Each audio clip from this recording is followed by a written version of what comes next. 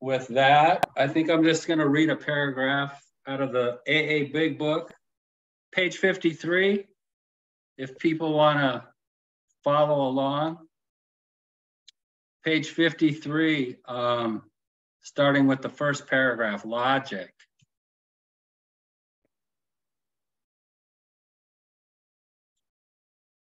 Paul, you got your book open to 53? I know this one, yeah. All right, I'm just going to read one paragraph. All right. All right, it goes like this. Logic is great stuff. We liked it. We still like it. It is not by chance we were given the power to reason, to examine the evidence of our senses, and to draw conclusions. That is one of man's magnificent attributes. We, agnostically inclined, would not feel satisfied with a proposal which does not lend itself to reasonable approach and interpretation. Hence, we are at pains to tell why we think our present faith is reasonable, why we think it more sane and logical to believe than not to believe, why we say our former thinking was soft and mushy, when we threw up our hands in doubt and said, we don't know.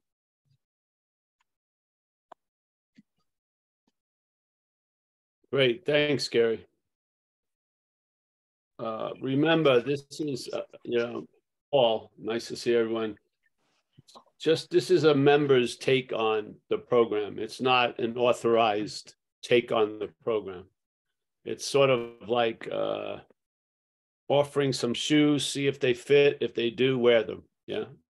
And here in this reading, it talks about approach and interpretation. Now, if the problem resides in the mind, and these are sort of where interpretations and approaches are made, is in the mind, it could be a reasonable or a logical conclusion that the system of our head is infected with alcoholism.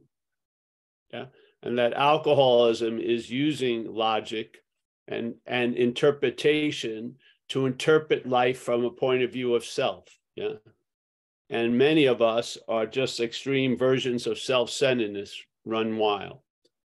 Yeah, and this is just a humble opinion, I believe the underlying nature of the causes and conditions are also addictive. Yeah, there's an addiction to being the thinker, the feeler, the seer, the hearer, the taster, the doer. And that the irritability, restlessness, and discontent and failure that comes from that leads to us looking for solutions. And for some of those, in some of those solutions, the addiction expresses itself in that way. Yeah.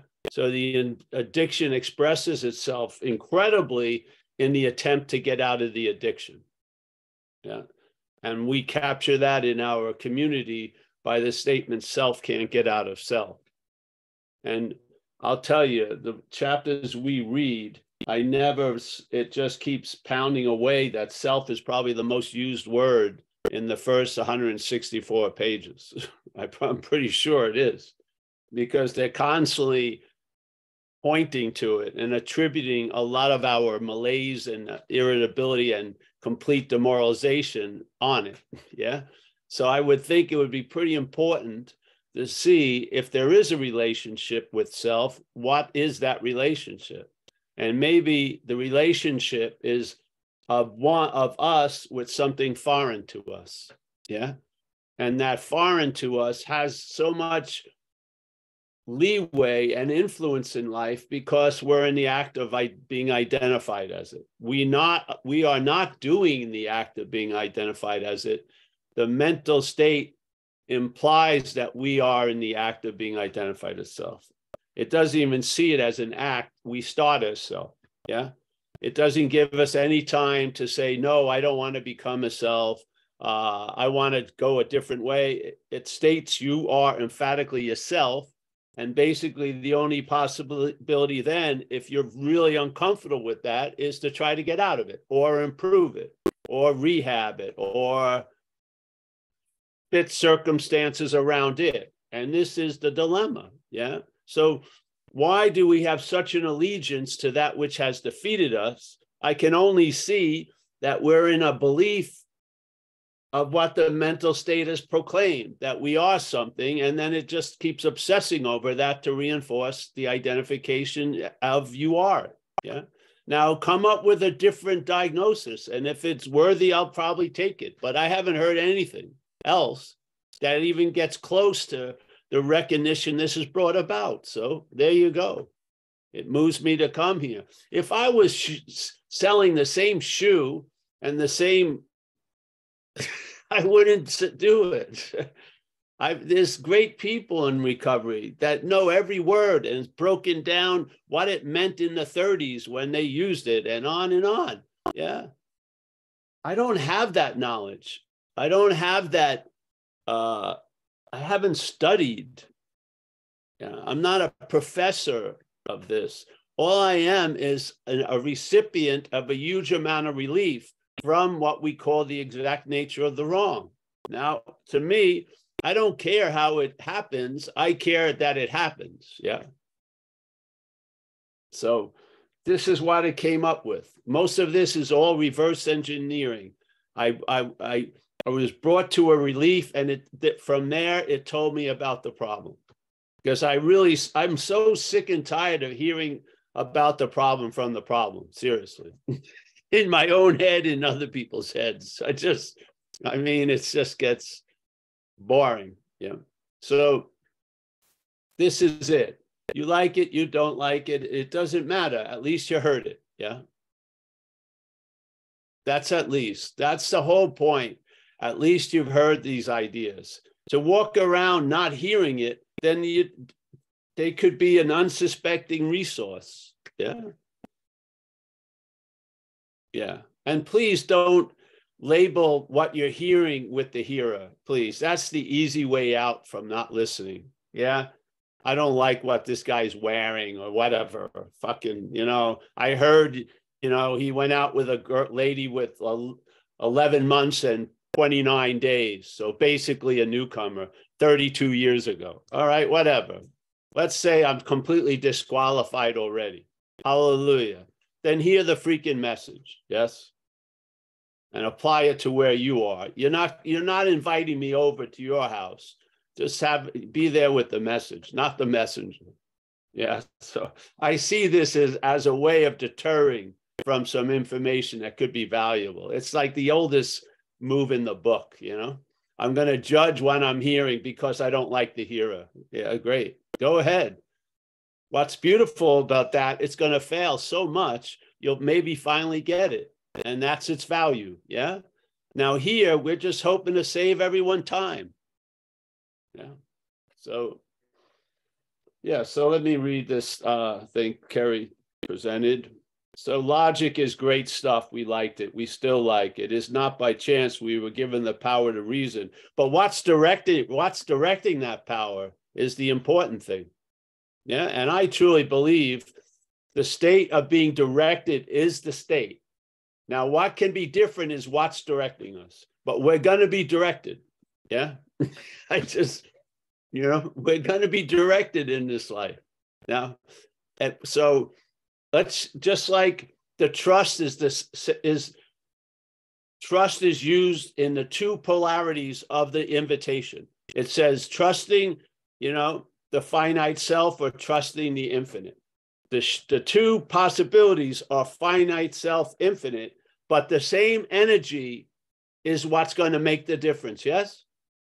The energy is the same. If it's put in the finite self, it will make a lot of shit out of nothing, really.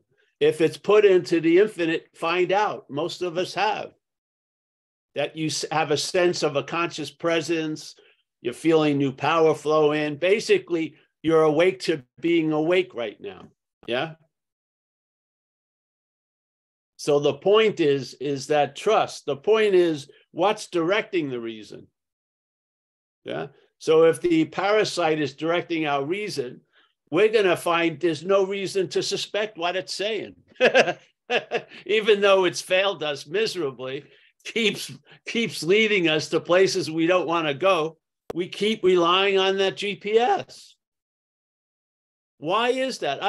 The only way I can see that to continue with all the evidence against it is a cherishing of, in some way we're identified as it, yeah?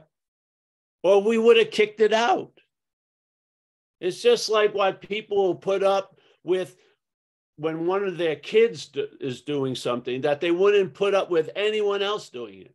But they'll put it up because there's a certain love about that child that changes your perspective. And sometimes it doesn't make it helpful. Yeah. Well, this is what they call in Buddhism, cherishing self. There's a love with this idea. Even no matter how bad we're going, it's us going. We don't care how many views we get. It's just the one view, ours. It's the key. Yeah. I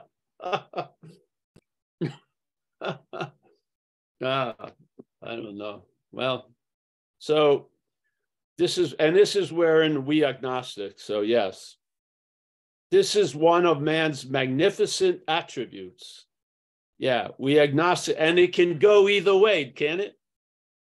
By what's directing us. The attribute can be helpful to ourselves and others, or it could make us live in a state of having contempt prior to investigation. It's the same. It's the same energy. Hence, we are at pains to tell why we think our present faith is reasonable. See, this was the beginning of AA. You're not going to go through this with a person now, are you? You're going to, if they don't want it, they don't want it. But back then, they were trying to present this new idea, and they wanted to make sure every door that was possibly there to enter it, it was open. Yeah. So they went to great pains to just present it as easy and as open as possible. Now, would you put it up? Would you sit for like 3 hours listening to someone's reason and try to cuddle them into going to a meeting? Fuck it. It doesn't work. Yeah. You don't want it, you don't want it. Find out the greatest convincer is life itself. Yeah, keep doing what you're doing. You're going to keep getting the same results. Yeah. End of story. I don't feel like we're missionaries. You know what I mean? Laying a Catholicism on like a native indigenous country, people. See how that worked. That didn't work that well. Yeah, this is attraction, not promotion. So, but they were trying to open the doors.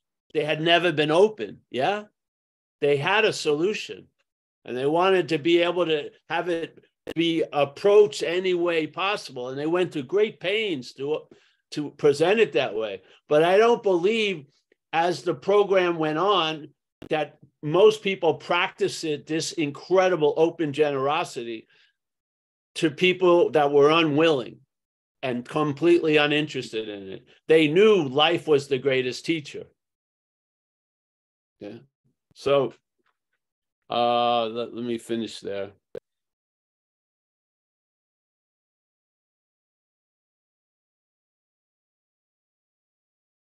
And then the final thing is we throw up our hands and said, we don't know, which is funny because in Zen, that's like the highest form of mind. Don't know. Isn't that the way? I love that attitude, because then you're in the position of finding out. Yeah. There's going to be very little interest in finding out if you think you already know. It just doesn't go that well. So this program, to me, really shows you that you have no fucking idea what's going to happen. You don't even know why it happened and what did happen. Yeah. You've been in the dark. So we admit that, and then the light occurs. Yeah. It looks like it's coming through, but I believe it's coming from us. Yeah. So yeah, that's my little riff on it today. Again, the primary point of this platform is just seeing the exact nature of the wrong. And you can look at page 64 I think it's the second or third paragraph, a simple sentence you could take as the instructions on how to do an inventory, looking at resentments not as yours, but as manifestations of self in one's life. I go for that much better than the old way I was taught, which is these are my resentments, my fears. It didn't work that way. So there you go. Thanks, Mike. You're welcome, Paul. Hey, just to let everyone know or not, yeah, I gotta leave. I gotta take my car in at like 9 o'clock. So Judith is driving me to the garage to drop my my beautiful Toyota Camry off to get the oil change. So someone else will take over. I'm gonna try to log on my phone, Paul, but no, that was a great reading. You know, I don't pretend to know. Oh shit, sorry. All right, with that, I'm gonna pass. All right, yeah.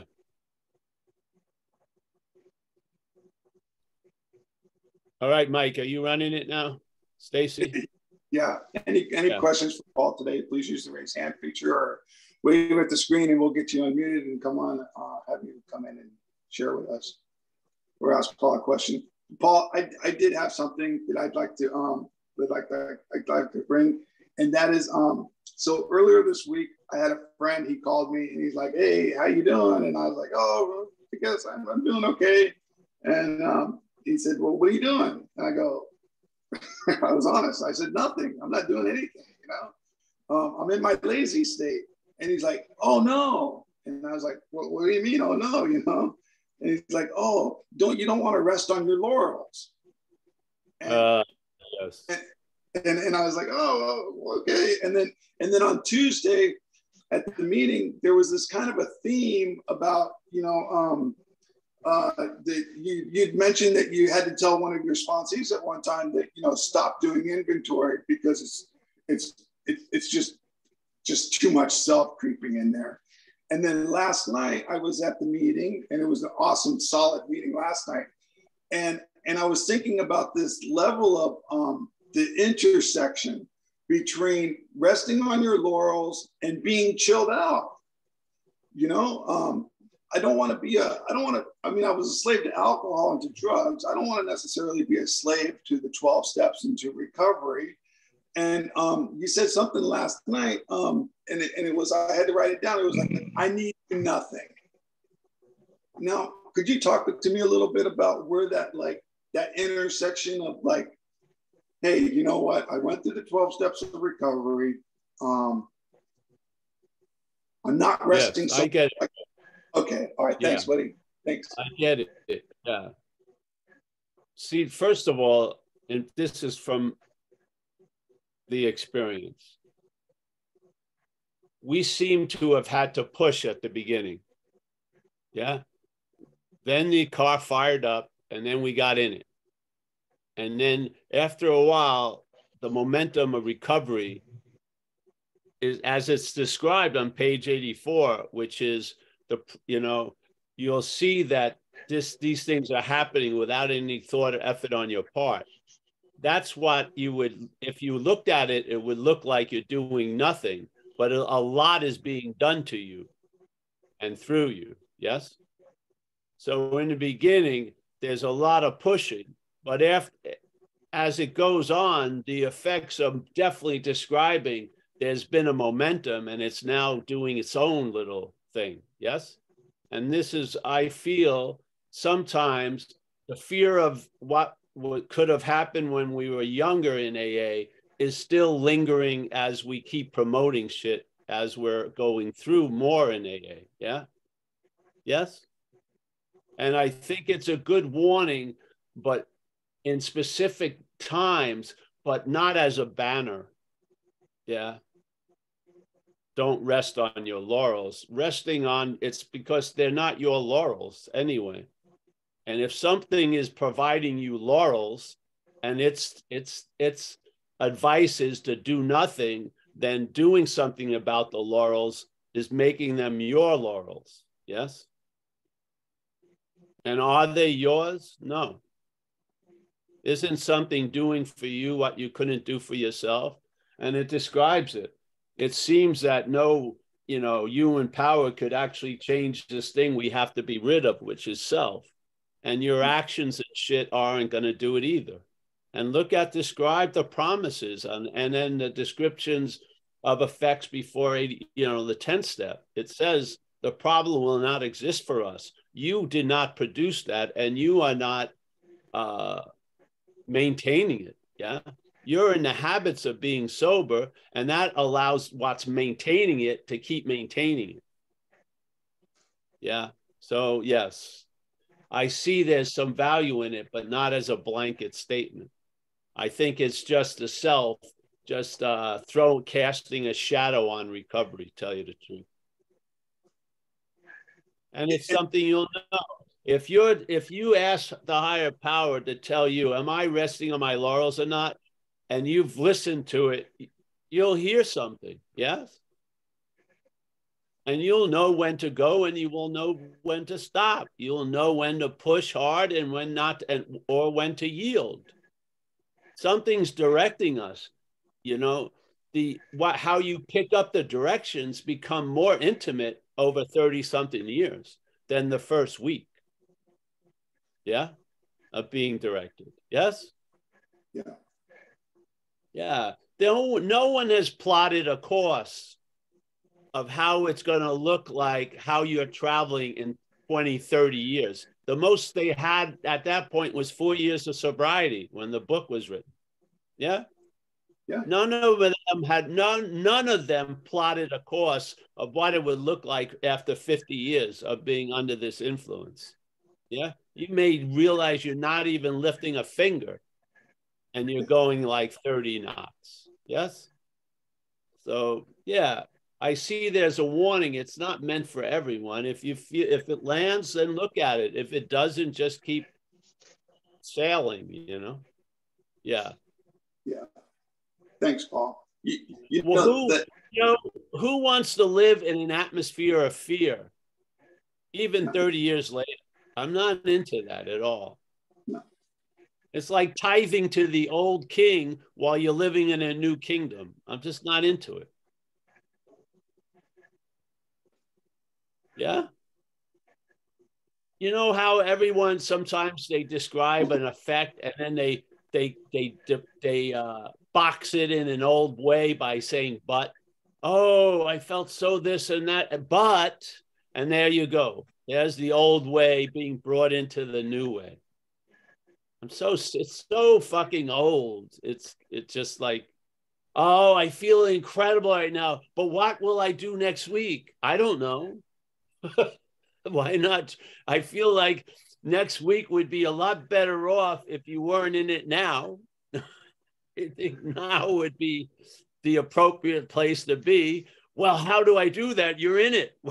There's nothing to do. You're already reached the goal. You're in now. Yeah. Next week, I don't know. Yeah.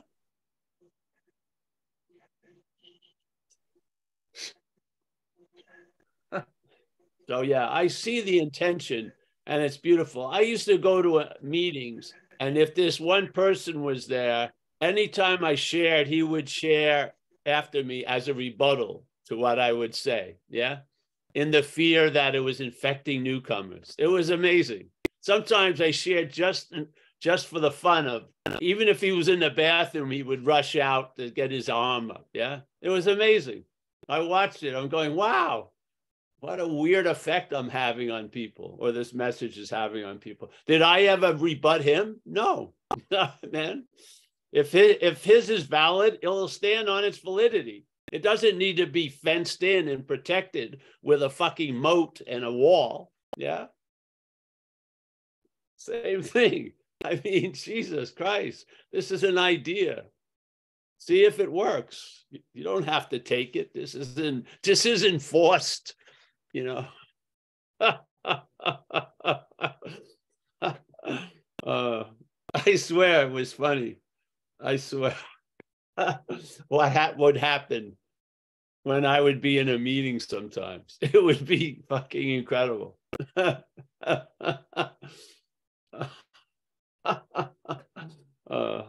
heretic, the radical cleric. That was one of the names I had, the radical cleric. Non-Buddha Paul, non-self Paul. Once you're named, you're pretty much neutered. Yeah, seriously.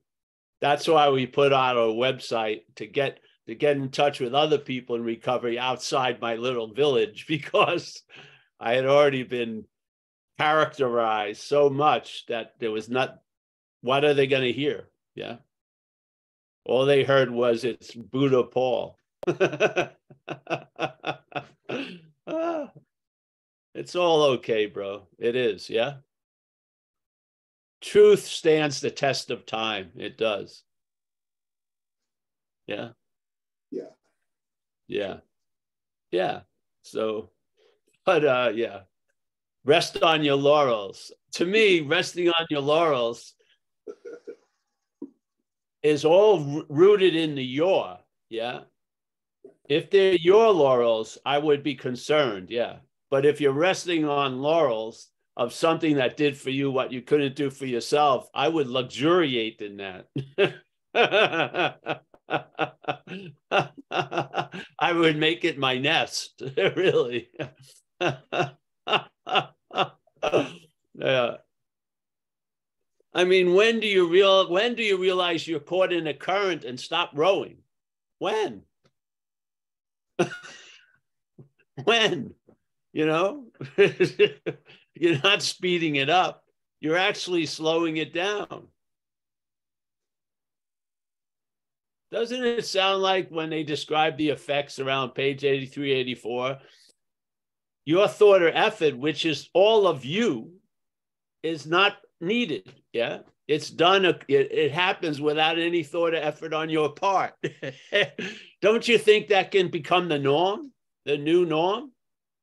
Or do you want to keep it as an exotic phenomenon and keep the same old as what actually goes on ordinarily? Or can't we have the extraordinary replace the ordinary? Yeah.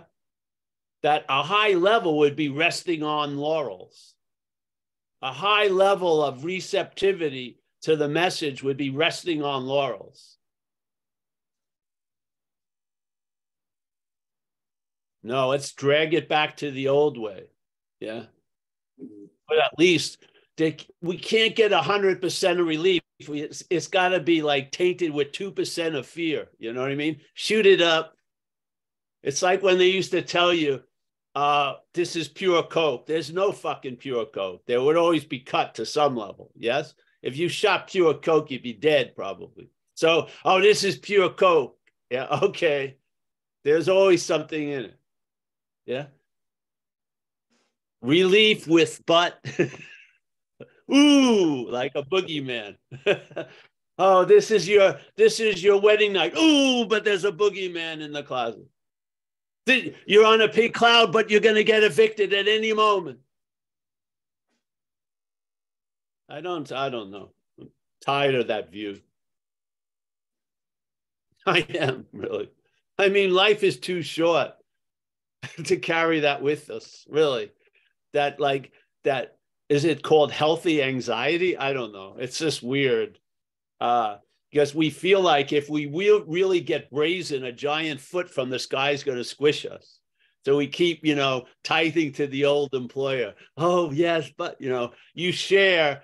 Oh, but I'm still as crazy as everyone here. Yeah, I'm still one of us. Yeah.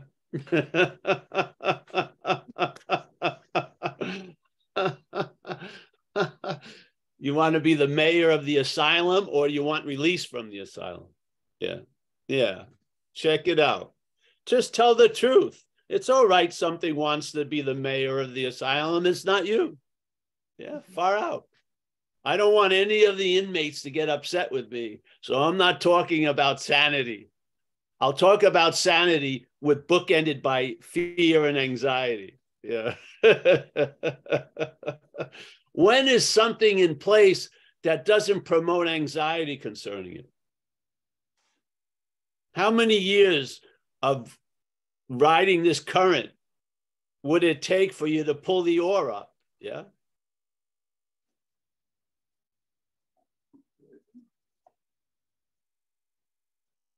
Yeah, Michael, yes. So I love them all. I don't take some of the warnings. Okay. Yeah. Yeah. Yeah. No, What thanks, is Paul. what is the greatest laurel? Living sober. Yeah. Is that a stagnant activity? Of course not. More gets revealed. It says it right in our vision for us. This higher power is constantly revealing shit to us. Does it say if we're working really hard and sweating? No, it says it's constantly revealing stuff to us. Yeah, yeah.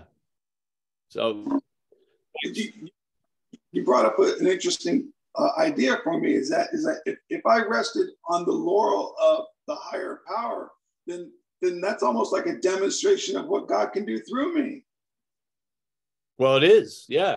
And I would say it's a more appropriate response than claiming ownership of it, even if it's partial ownership of it. Yeah?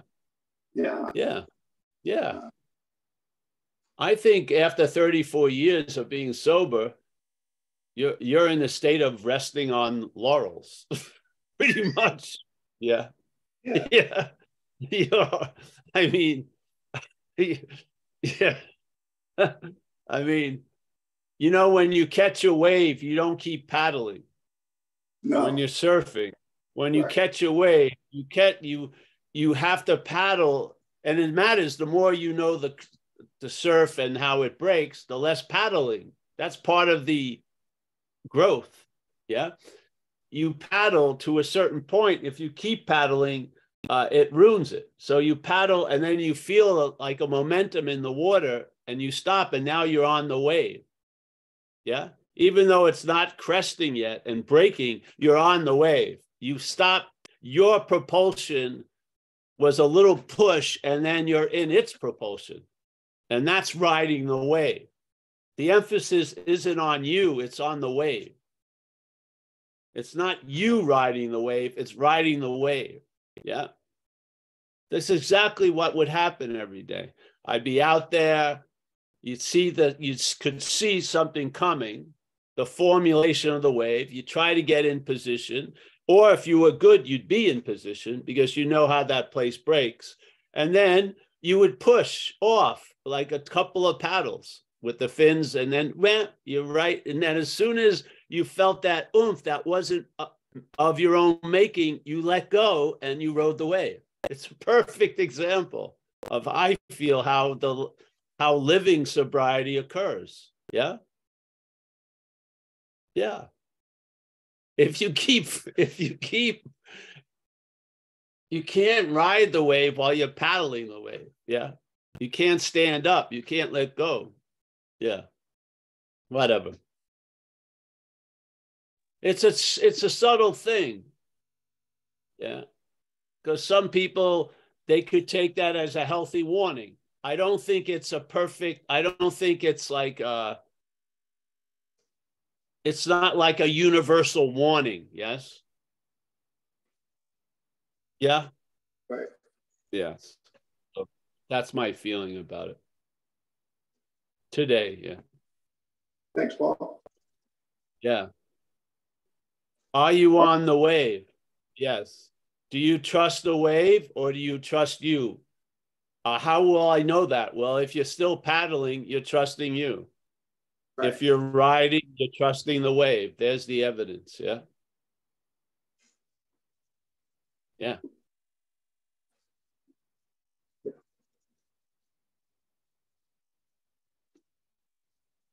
Thank you. It gave me old visuals of surfing. That's nice. I like to return there. Yeah. Yeah. Bodyboarding. I love bodyboarding too, Paul. It's fun. Yeah. I'm going to, I'll use this again now. I think it's an apt description of when to push and when not to push. Yeah. When you feel that new power flowing in, doesn't that bring about a relief? I don't feel like it's a call to arms. It's like at ease. Yeah. Yeah. It's a demonstration you're in good hands. So you don't have to have this fucking army posture. Yeah, it's more relaxed. Yes, obviously, because you're not relying on you. That's what, yeah, that's the whole premise of recovery, isn't it? Right. Turning our will and life over to the care of higher power and then watch it obsessively to see how it's going. No, that doesn't sound, I don't think that's in the second sentence of that step, is it? No. No. No. No. Turn your life and will over to the care of a higher power. All right. I feel the momentum of that wave. All right. What's the appropriate thing? Stop paddling. But I'm afraid. Yes, I know. Stop paddling. Yeah. Yeah. All right. Thanks, bro.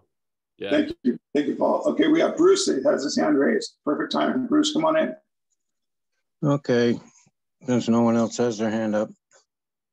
Yeah, interesting. I remember boating up the Hudson River one time as, young. We were behind a great big barge. So we tried to we had to pass over the wake of the barge, and we couldn't do it. It was too uphill. So we just let off the throttle and backed off to where the wake had lessened. And I don't know, just as you're sharing, Paul and Mike, I knew a fellow, he ran Veritas Villa. He had over 60 years. Just the kind of welcoming, like, with Bill and Bob. I mean, Bob, perfect example. I mean, it was always the welcome, regardless, how many times, whatever. So it's not the other, and then you mentioned not through me, from me. Yeah, I used to get the long pink clouds in the beginning, and it was always, well, it's going to end, it's going to end. Well, fine, but I'm going to enjoy it while it lasts. And then the doing nothing. How can you do and be doing the doing of nothing? I am doing nothing. So yeah, it's kind of almost, I don't know, things just seemed to be floating away. Of course, being in the here and now with sharing with all of you, is as close as I can get to it. Thanks. Thanks, Bruce. Yes. Yep. See, the point is the strength of the doing seen as an incontested truth that there's a doer. You don't go through that hallway. You see that you're not the one that's doing. Yeah. Because when they hear that they're not the doer, they don't believe there's any doing, or that's what it comes up, and it causes an illogical whack of this logic that we're talking about today. So it's basically stepping up, taking another step back and not being concerned about the doing, but asking, am I the doer? Because there's a sense of doership arises for sure, but am I that? And that's worked in me. That's the one that taking that extra step was hit pay dirt, so to speak. Yeah.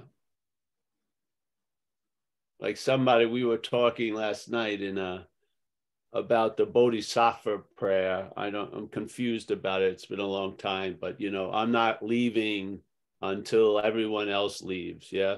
And I mean, the head has a field day with that.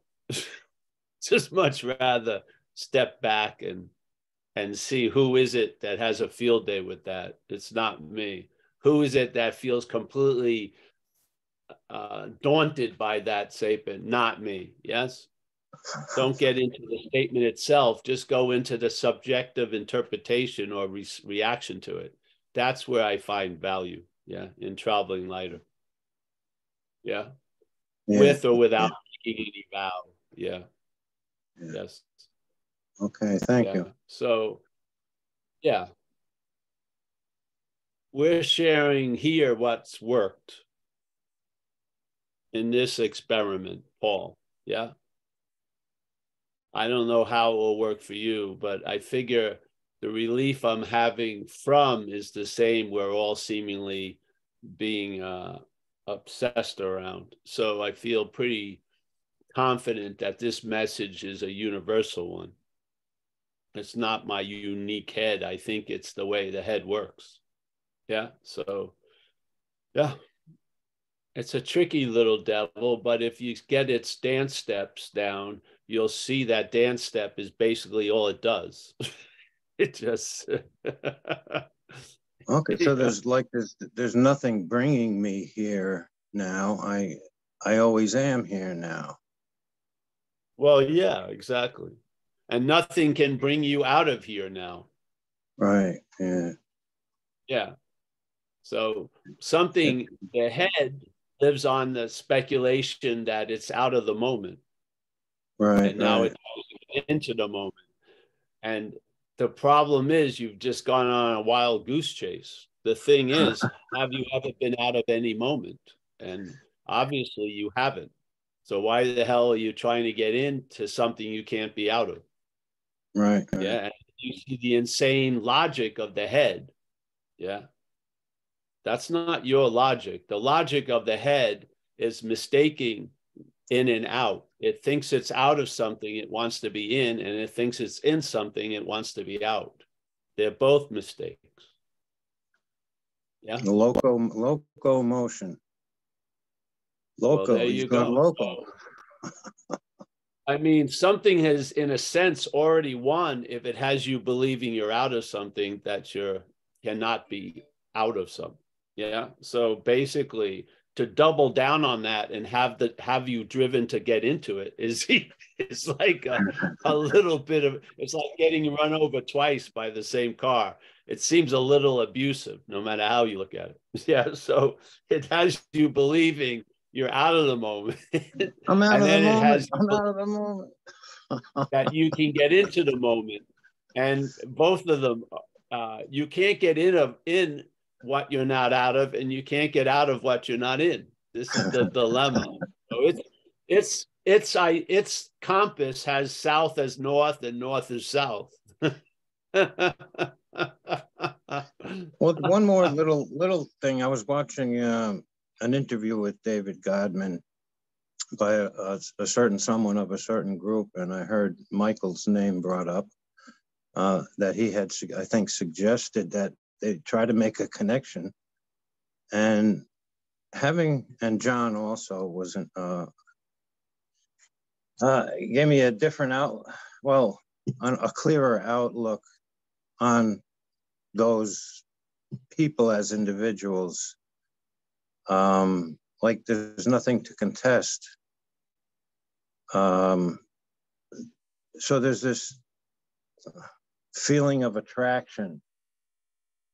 I'll say, as a person.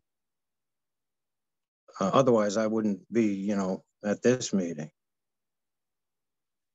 was a little strange. It wasn't listed on but I figure, what the hell? Try pressing the Saturday just to see what happens, In the habit of attending these meetings. Oh, they're having a meeting and this is news for me. What was going on? This meeting here is listed on the website as the Saturday meeting. There's no Thursday meeting. So we're not here. That's funny. Yeah, there's Bruce, going to be hell to pay for that. Yeah. It's the same Zoom ID number, Bruce. We're going to have to look at this Zen bitch slap. What kind of meetings we're having, unbeknownst to the what is it, the titular head of Zen bitch slap, without their knowledge. It sounded you got to like preserve your brand, Paul. What? You got to protect your brand. My brand. Okay. Yeah. Well, the funny thing is, the only thing that actually bothers me is I heard it on Zen Bitch Slap, and if I don't agree with it, that I don't like, actually. Seriously, that's the only thing. If I heard it on Zen Bitch Slap and it's not what we're attempting to put out, then yeah, that bothers me a little bit. But who does it bother? Yeah. You know, it's difficult enough because a lot of times every message is seen as the same message, but they're quite different a lot because of the emphasis. Yeah. Some emphasize nothing as a goal or as something that can be attained, and some emphasize the negation of that which would believe it's a goal and something to attain. They're quite different messages. Yes. Yeah. So, yeah. I'll take care of all that later.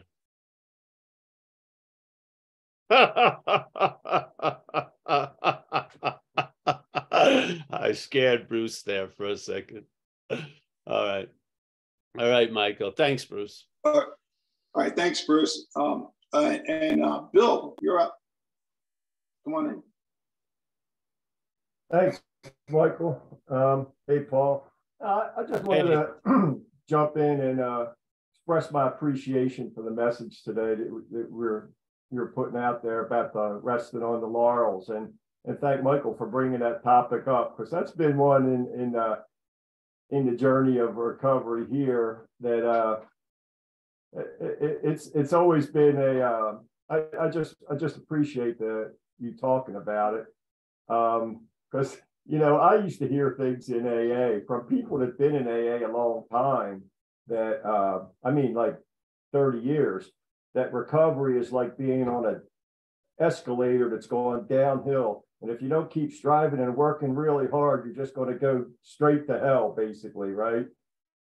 And I was like, but that's not my experience, because I didn't even get myself sober, and I'm not keeping myself sober. There's something doing for me. And it was just refreshing to hear that the topic talked about. And at one point in the journey, I was even going to start a group called the Laurel Patch, for everybody who in recovery who just wants to chill out and relax and be recovered from a power greater themselves, right? But I thought it might give a wrong impression to new people or something. But yeah, I just wanted to just jump in and say how much I appreciated hearing you expound on that a little bit. And also your metaphor about the surfing, that I have to say, I got so excited when I heard you talk about that, because that was like a metaphor that popped into my head years ago.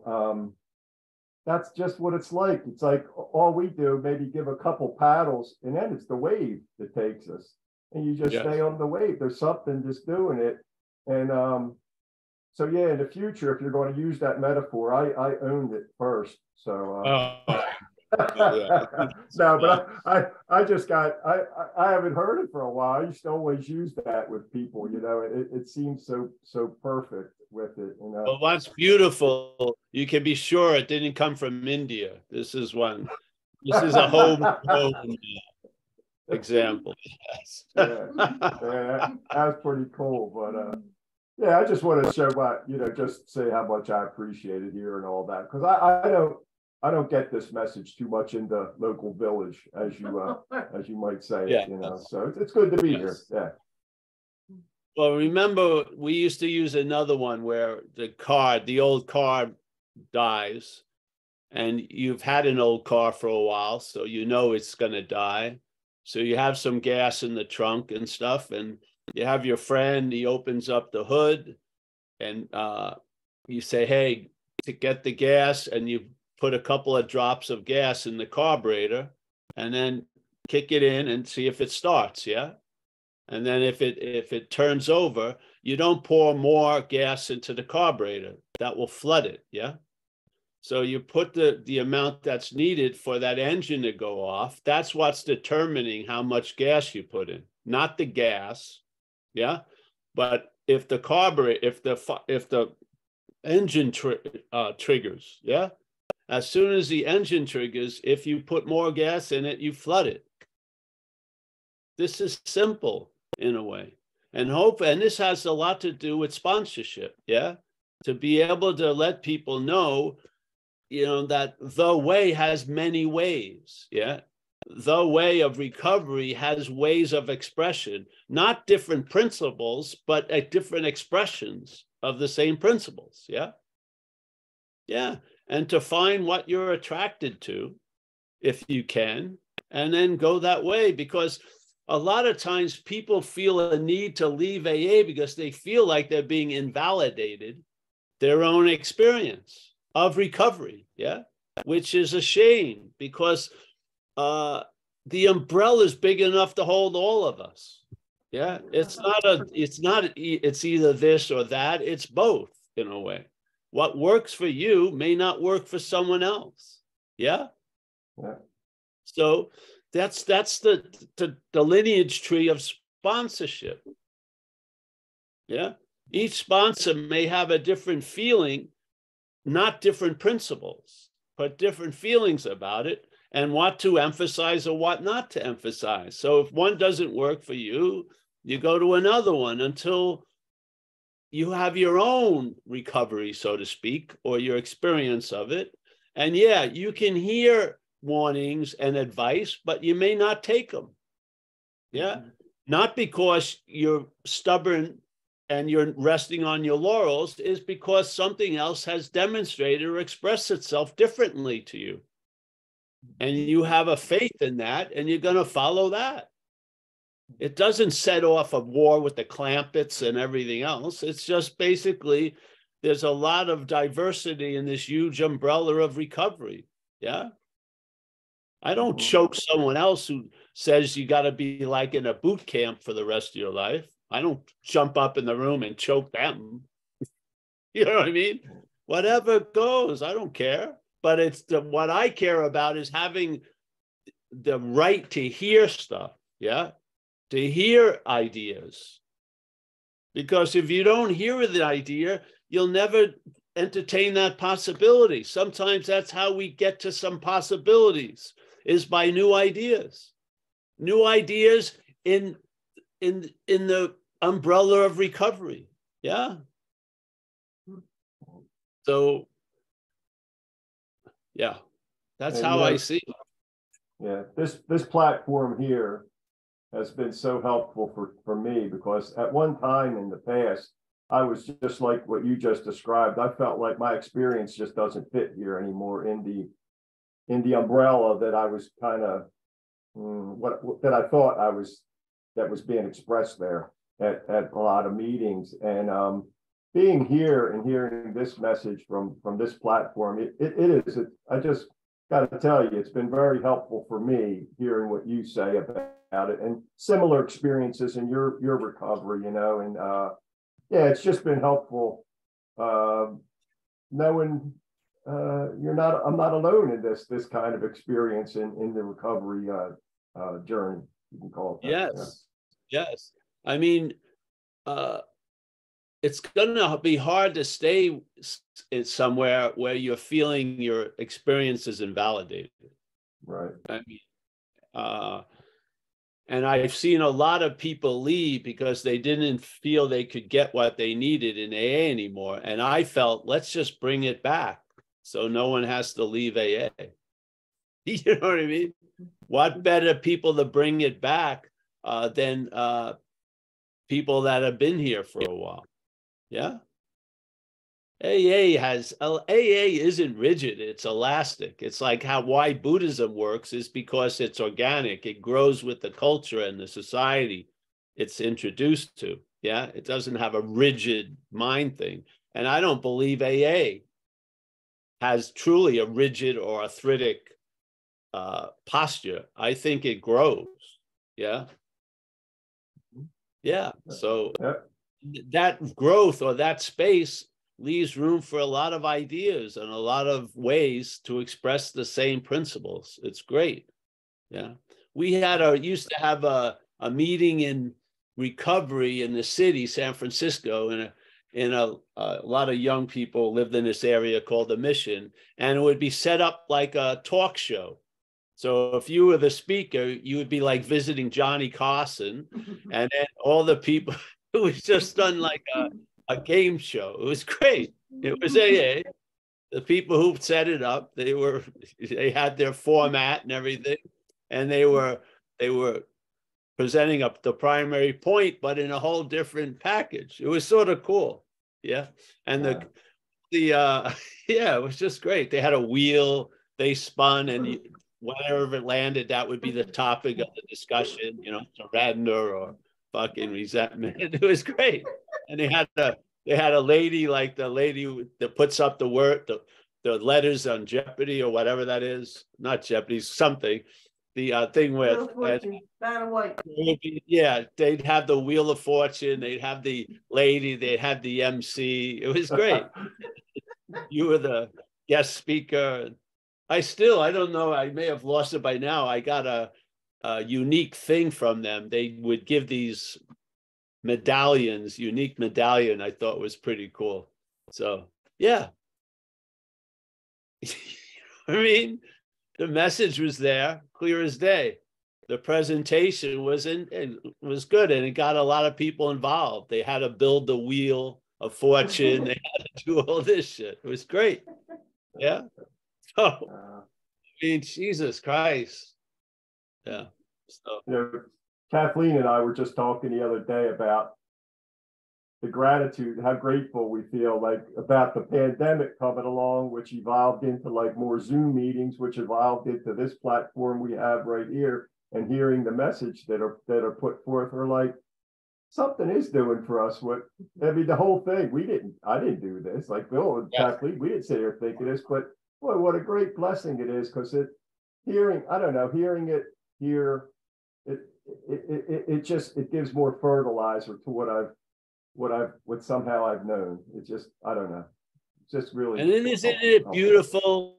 The things we vaguely hope for, whatever, actually come to pass, and to have the eyes to recognize that. Like in my feeling in AA, I didn't like, I would share an AA meeting, but it would be drowned out quickly, a lot of the times. And maybe I had a vague discomfort about that, and it manifested in this platform that I didn't set up. Our friend David did, to speak twice a week on the same and have the same basic platform, the exact nature of wrong. What a gift.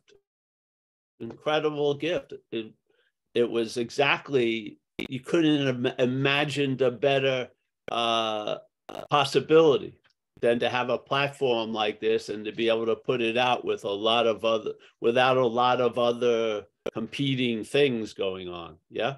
Yeah. So I have the eyes to see that has come to pass. It's great. I have a lot of gratitude for that. So, well, listen, anyone else, Mike? No, I don't see any of their hands up at this time, Paul. Well, let's say goodbye, eh? All righty. Everyone. Bill, thank you. And I know the date this meeting wasn't on the Zoom. I'll try to look at the Zoom schedule and see what needs to be corrected. Try to get it done. All right. So, Bill, nice to see you. Mike, as always, thank you. We got John in Florida. We got Kathleen, happy. Chris in Massachusetts. There she is, the matriarch of Madeira. Mickey. She holds the rudder of all the little launches we have. Yes, very good. She looks like she's doing it effortlessly, yeah? But a lot's happening. That's the beauty of it. We got my friend in France. Nice to see Joseph. Nice to see you, my friend. Alex and Jacob, I guess in the Hudson Valley. Yeah. Yeah. We got Miranda. Very nice, Miranda. Nice to see you. We got Giselle from Las Vegas. I think she's left the room. Bruce, as always, thank you for your participation. Keith from Portland. Nice to see you, Keith. Yeah. Kerry, Hawaii, always a pleasure. Nina, there she is. We got Jeff P. from Southern Cal, Steve from San Diego, Chris from Mammoth Lakes. Hope he's warm there. Amy in Seattle, always a pleasure. Hey, thanks. Someone else said, oh no, there we go. Hey, thank you so much. And again, just go to the website. Saturday here will be a live meeting, but a 1 o'clock Zoom Pacific time. The meeting will be based on the other topic that we speak about.